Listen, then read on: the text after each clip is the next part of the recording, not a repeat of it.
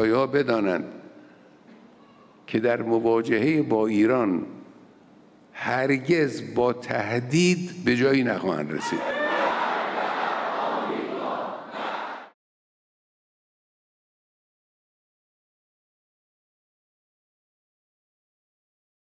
Our message to Iran is you better take this president seriously, and I think the Houthis learned that the hard way this past weekend. As I said in my opening remarks, there's a new sheriff in town, and this president is not just going to sit on his hands and allow terrorists to launch attacks on commercial vessels and U.S. naval ships. تهدید میکنن بدانن ما هیچ وقت شروع کننده برخورد به درگیری با این و اون نبودیم، اما اگر چنانچه کسی خباثت کنه و شروع کنه بدانه که سیلی‌های سختی خواهد خورد.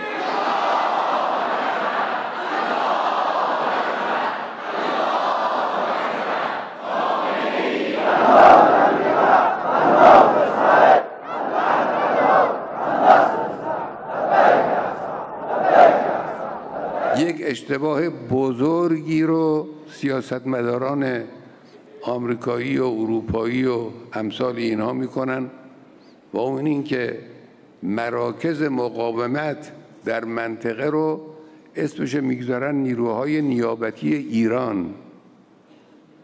با اونا اهانت میکنن. نیابتی یعنی چه؟ ملت یمن انگیزه داره. مقاومت ها، مراکز مقاومت در کشورهای منطقه انگیزه دارن. ایران جمهوری اسلامی نایب لازم نداره. نیابتی یعنی چه؟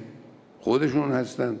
شک نکنید سرانجام این ایستادگی ها شکست دشمنانه، شکست رژیم خبیث فاسد فاسق صهیونیستی است.